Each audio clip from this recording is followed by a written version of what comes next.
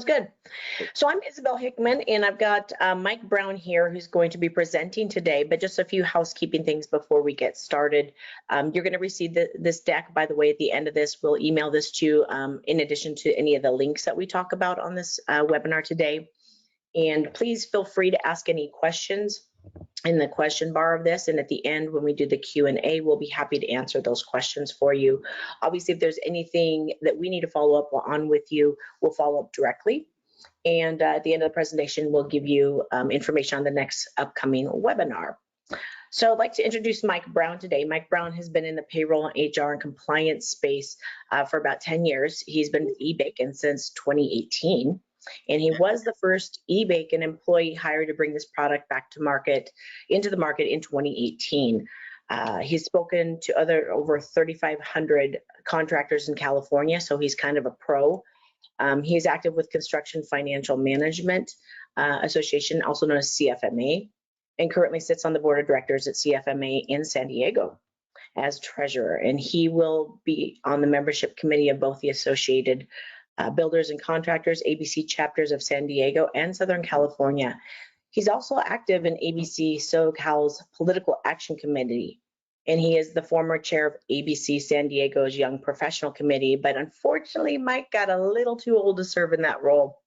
And during his tenure, though, he was nominated nationally for Young Professional of the Year and won a Workforce Development Award in 2023 as ABC San Diego's YP of the Year.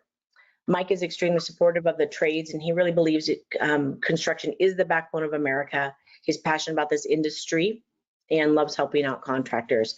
But his other passions are taking his 2-year-old daughter to Legoland in the San Diego Zoo. Mike, by the way, lives in Oceanside, California. So here we go, Mike. I'm going to hand this over to you.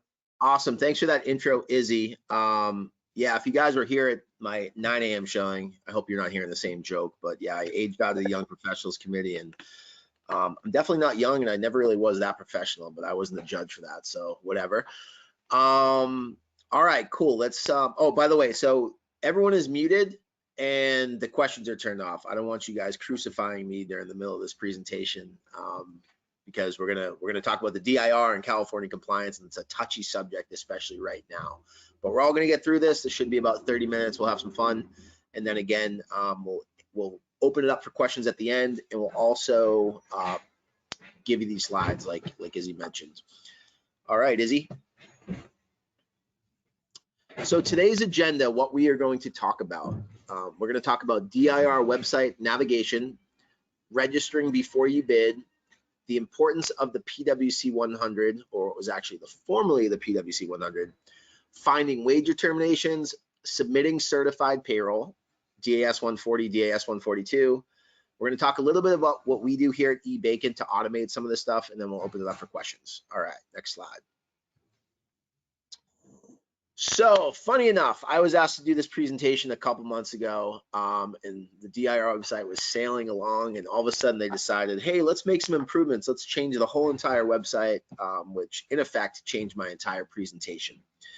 So like all things in California, there are some great ideas, especially with California government, some great ideas, just execution isn't as great. It's a little subpar. So as they roll this new website out, they didn't do any beta testing, and currently it's filled with a bunch of bugs that they're working on fixing, and there's some things that you just cannot do. It doesn't have 100% functionality. Things like, I guess I talked to someone at the DIR this week, and things like submitting a certified payroll with an XML, by XML. The timeline on when that should be fixed realistically is end of this year, all the way to the end of Q1 2025. So we're all going to be in this together, kind of manually entering certified payroll into the DIR until at least that date. That's not an exact target, but that's what I was told this week. All right, so this is an important link. This is a guide. This link will guide you on things such as registering or renewing as a contractor, searching for a project, submitting a manual payroll record. Please just ignore submitting an XML payroll record because you can't do that right now. One thing that's different with today's DIR website than previous is you're going to need to create your own unique login to access much of the DIR's website functionality. So you'll need a specific login. Next slide, please, Izzy. This, when you click that link, this is going to bring you to the how-to guides. So things like create a user account, use the awarding body project dashboard, register a project. Those are all things that you'll have a step-by-step guide with screenshots of how you can do all of those things. Next slide, please. This is probably, if you're in prevailing wage, this isn't a new concept, but if you're brand new, if you're on this webinar and you're thinking about getting into the prevailing wage space, you need to register to become a prevailing wage contractor before you bid on a project. So you need to pay a registration fee, register, get that 10-digit PWCA number before you start bidding on public works. Once you bid on a project, the compliance conveyor belt begins. And if you bid on a project without having an active PWCA number, it results in the $2,000 fine with the DIR. One thing to think about also for GCs or for subs who have sub tiers, make sure that your subs are registered if they are bidding on a prevailing wage job. So that's kind of basic prevailing wage 101. Just make sure you're registered. All right, next slide. So the birth certificate of the project. So in yesterday's DIR website, we used to have something called a PWC 100. It was a really clean, if you have your project ID number, you put that in and you get a really clean PDF form that would have all of the key information you need to know in regards to what your requirements are as a prevailing wage contractor to that specific project. That information is still on the DIR website. It's just not in this PWC 100. We'll show you a screenshot on the next slide when we get there, but it just looks a little different. But a registered DIR project will have the following information to help dictate which wage determination to use: the location of the project, the advertised date, and the total project amount. One thing that's happening currently, the DIR is not listing all the financials for many of the projects, so it won't have that total dollar amount. So best practice to remain in safe harbor is the GC or the awarding body should provide in writing, i.e. email, what the total dollar amount of that project is.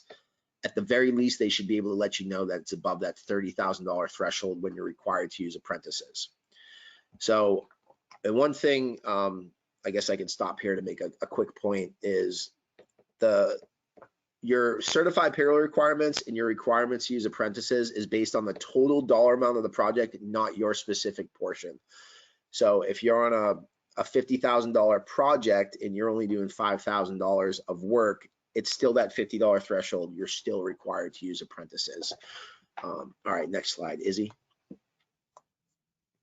Another great email, hopefully most of you have this, is if you need really anything, but if you need project related questions answered, total dollar amount, what county it's in, anything you need about a specific project, you can email statistics@dir.ca.gov. And they're actually pretty good about getting back to you in a timely manner, which is nice for our friends in the government of California. All right, Izzy. And then this is what it looks like these days. This is what your PWC 100 used to look like. It's now this web form, but it still has all the important information you need, such as advertised bid date and location or county of the project. All right, Izzy. So picking the correct wage determination, this is always an issue. This is always the biggest question: which wage determination do I use, or what specific do I have to pay attention to the wage determination I'm using?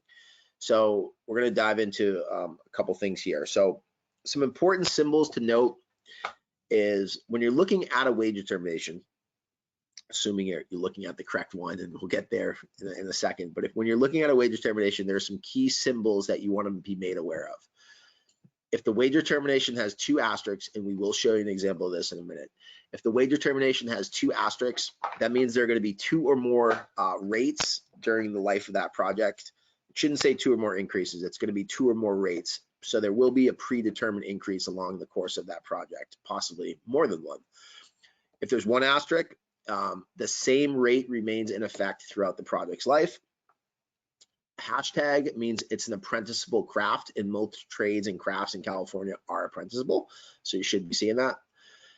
And then two hashtags means it's exempt from using apprentices. So it's kind of rare you'll see that. Sometimes you'll see it on operator, like heavy machinery operators are sometimes exempt, as well as like asbestos removal. We see that there, but most crafts are required to use apprentice. And again, the devil is in the details when picking the correct wage determination. You want to know the location, county, advertised date, total dollar amount of the project, and the classification of your worker. Let's move forward. So where do you go to find wage determinations? This is just showing you kind of where to go on the web. So it's dir.ca.gov.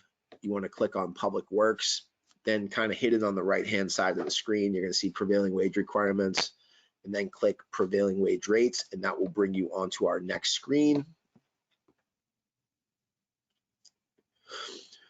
So this is where you're going to find your wage determinations. One thing I want to stop here real quick. So when you click on 2024-1 general prevailing wage determinations for journeymen in the middle of the screen, second hyperlink, that will give you your most current wage determinations if a project was, you know, just advertised. One of the reasons that it's important to use the advertised date, because, and I had this come up with a new client of mine when they were just starting. Basically, so their advertised date was June of 2023, and they just assumed they were going to use the most current one, even though the advertised date was a year ago. When we went in together and we looked at the June 2023 wage determination, we noticed that the journeyman rates were $9 cheaper than they are currently. If they have 20 employees, you know, 20 employees times 40 hours times $9 difference, that would have been about a $7,200 overpayment plus payroll taxes, workers' comp. So by not using, if they were to use the wrong wage determination in that scenario, that would have cost them a bunch of money. So just make sure you're using advertised date to drive this. Sorry to beat a dead horse there, but it's pretty important. All right, next slide. So when you click on the hyperlink on the previous page, you're going to come into this, and you want to find your classification for the county that you're operating in, and you want to go through these steps 1 through 6 basically. So first you're going to want to click statewide, step 1, see if you can find your classification. If you can't, you're going to go to step 2. Is your job project in Northern California or Southern California? Pick one of those. Step 3, San Diego. Apparently we're special. We're the only county in California that has our own hyperlink, I think, because we're the craziest down here. But if your job's in San Diego, that's a great place to look because it has its own hyperlink. And if you can't see the project there, you're going to want to look at county determinations. What I want to show you real quick is step 6. I learned this recently, is something called important notices. So when you click that, it's going to bring you to the next slide, Izzy. This is something that everyone on this call should subscribe to as a best practice. Step 6, important notices, and become part of their email subscription service, because they'll send you out things like rate modifications on current wage determinations. So you could be using a wage determination that has been impacted. Either the DIR decided that rate should go up, that rate should go down, but you'll get emailed alerts for all changes that could potentially impact your job. You'll also get emails for like DIR roundtables and DIR webinars, you know, things like maybe they'll tell you when the DIR website's going to be up and running, and hopefully that's sooner than later. So definitely subscribe to that email subscription service. All right, cool. Thanks, Izzy. All right, since this is my second presentation of the day because we got time zones screwed up, I'm on my 3rd cold brew coffee, about 700 milligrams of caffeine, and we're going to get through this. All right, so here is a wage determination. This is Los Angeles County. This is your current wage determination 2024-1. What we highlighted in the middle, hopefully you can see it, is that is where you're going to find your double asterisks, meaning that for this wage determination, an inside wireman is going to have scheduled increases along the course of the project.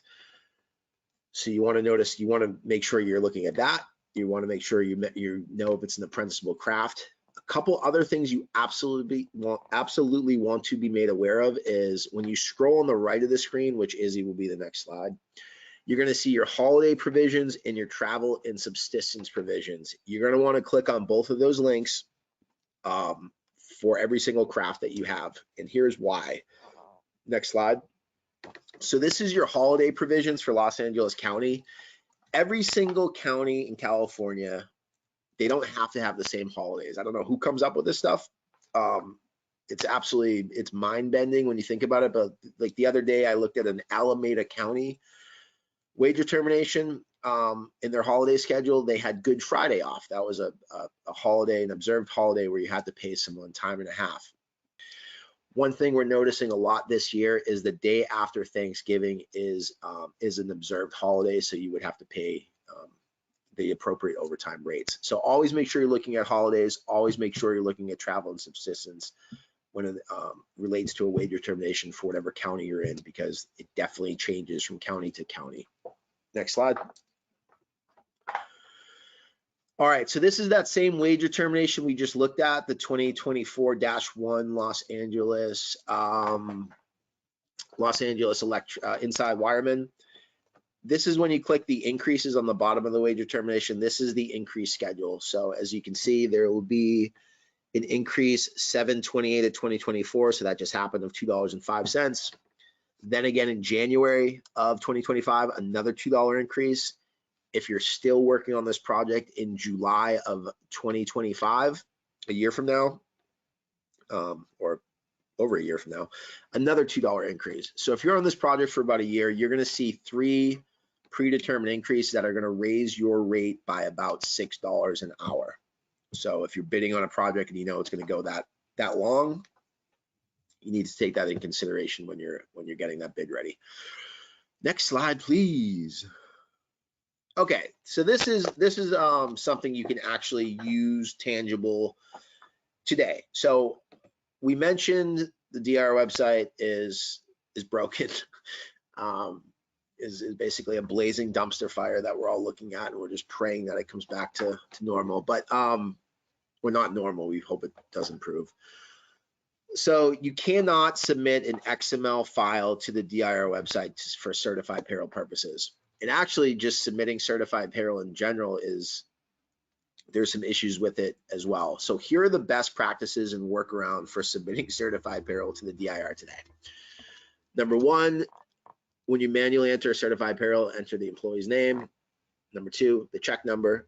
3, paid classification, i.e. craft. If you're in prevailing wage and you're currently doing this today, you already know this, but if this is brand new to you, just keep in mind there are currently thousands of missing classifications on the DIR website. For example, electrician is completely missing. So what the DIR recommends is that you use the closest classification to electrician alphabetically, which happens to be electronic tracking locator. I have no idea what that classification means, but that's the one you want to select. Then you want to select if it's an apprentice or if it's a journeyman. If it is an apprentice, what level. Then you're going to put in your gross pay. The only deductions you can put in currently are state, federal, and SDI. So you can't put any other deductions. So your certified payroll is not going to balance, so don't worry. For non-union contractors who pay fringes to a third party, make sure that the benefit, i.e. health and welfare, shows up as the total dollar amount, not the per hour dollar amount. So if it's a $5 benefit, 5 hours work, you want to show $25. That's key. And then so what the DIR did this last week, actually, they expanded the note section from 50 characters to 500, and the reason they did that is because they want you to put all the correct information that you weren't able to put in where it should go, so that you can certify your payroll and so that they can make sure everything's kosher with them. But basically what you need to put in the note section today is your correct classification, the wage determination number used, bid advertised date, the county, and then notate any and all of other deductions for that employee. So this is a really good slide. I would print this one out and keep that handy.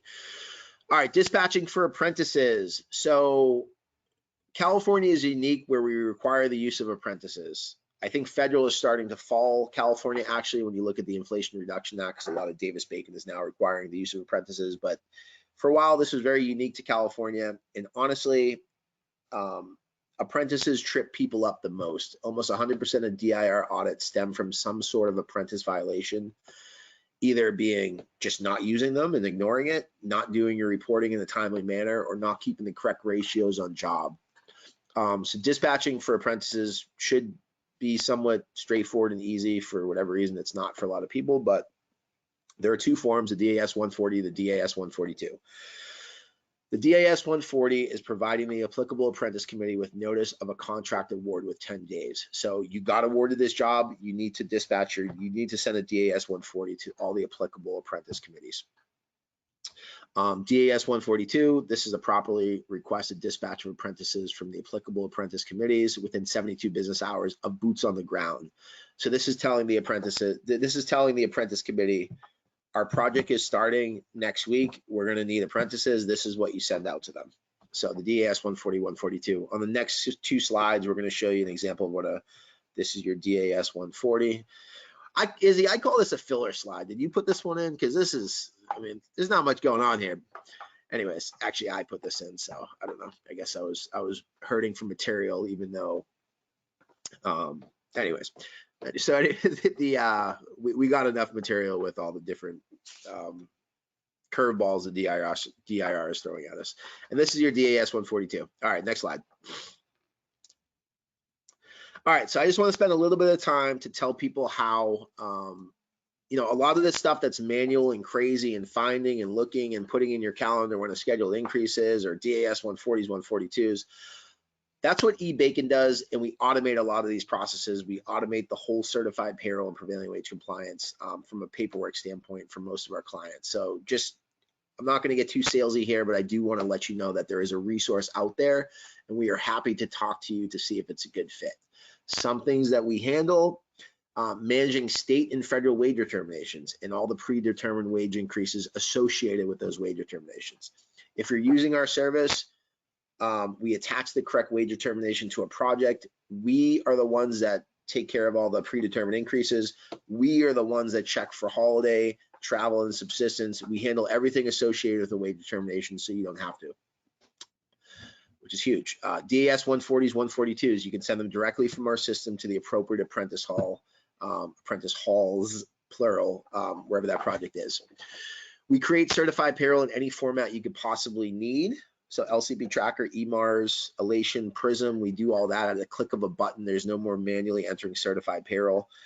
I would love to say we give you your DIR XML file, which we do, just knowing the DIR isn't accepting an XML file from anyone right now. But some other things, you know, we are a payroll company that handles weighted average overtime calculations. As Izzy said in the beginning of this call, I've been in payroll for 10 years. I don't know any other payroll company that can handle weighted average overtime correctly. That's when you have an employee that works private and prevailing in the same pay period. They hit their OT threshold. What do you pay them? Fringe credit calculations for non-union contractors, we do those calculations for you. So if you do offer benefits to those employees who work on prevailing wage jobs, we make the calculations for what you can take for credits for PTO, health, holiday pay, 401k. Union reporting for our union friends, we help them with that. Fringe benefit statements, California Training Fund contribution reports, skilled and trained workforce requirements. We keep apprentice ratios, daily reports. We do a lot. Next slide. So this is a copy. This is our executive dashboard. This just shows what our platform looks like. We do a lot of stuff. So it's a full-blown human resource integration system that can help you manage all of your employees by properly onboarding them with the correct forms, and then all the way through payroll, time and attendance payroll, certified payroll, all the way to retire or fire. I got to say that in the right way. I usually say, I want to say positive. So it's either retire or fire, terminating that employee. A lot of other stuff we do. I mean, so this is time and attendance payroll platform, full-blown human resource integration system. You can also manage your expenses through it. You can do time off requests. Employees can check their pay stubs, W-2s, all that fun stuff. Next slide, please. What makes us special and unique is after you post payroll, there's a certified payroll button. Keep going, Izzy. By clicking that certified payroll button, we are going to generate all of your certified payroll for you. So on the left-hand side of the screen, it's going to have all of your projects, all of your jobs or projects, sorry, the agency, what format you need. So does this require LCP Tracker or EMARS or Prism here in San Diego, or just your XML copy when it does work, and then the payroll number. So we're actually going to create all of your certified payroll. We will also create your statements of non-performance on the right. Keep going. And they're all going to show up in a zip file on your desktop by the week in whatever format you need, which is beautiful. And then the next slide is going to be a copy of what a beautiful A1131 that would generate from our system would look like.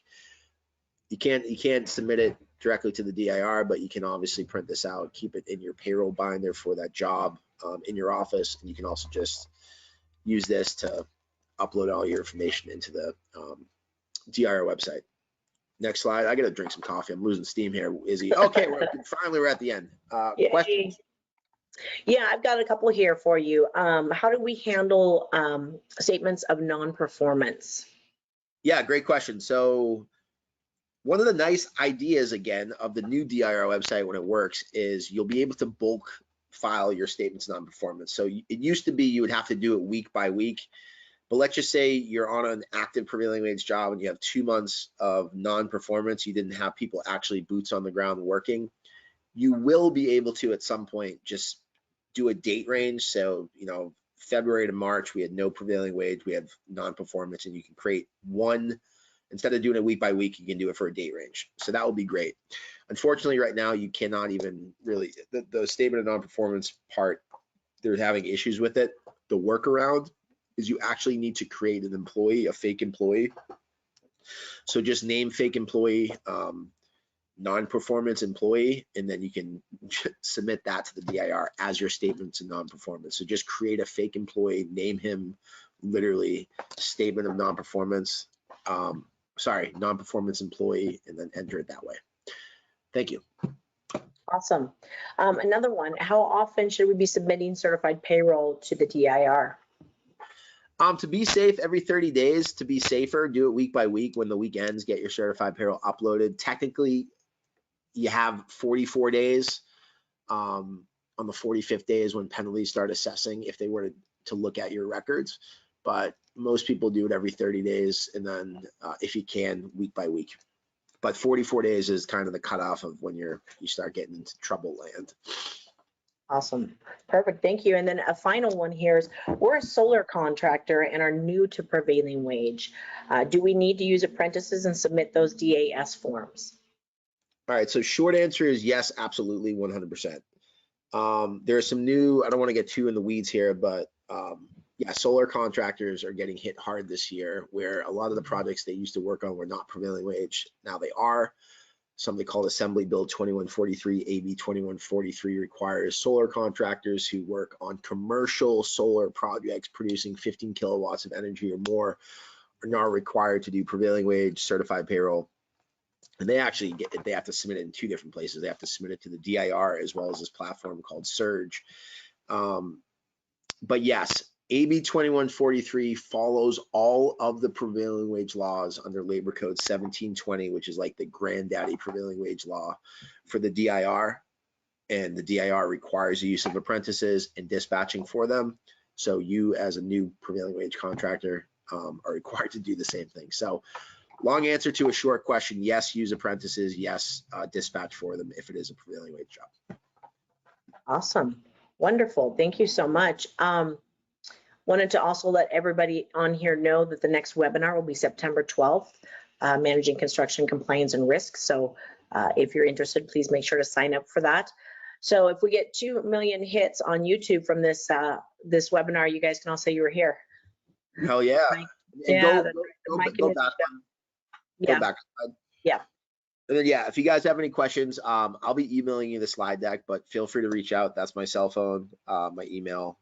If you want to talk eBacon, how we can potentially help you, I'm happy to do a quick phone call, demo, whatever you need. But thank you guys for being here, and we will be emailing you this information shortly. I think look at that, 10:30, perfect. Yeah, this was perfect. You crushed this one.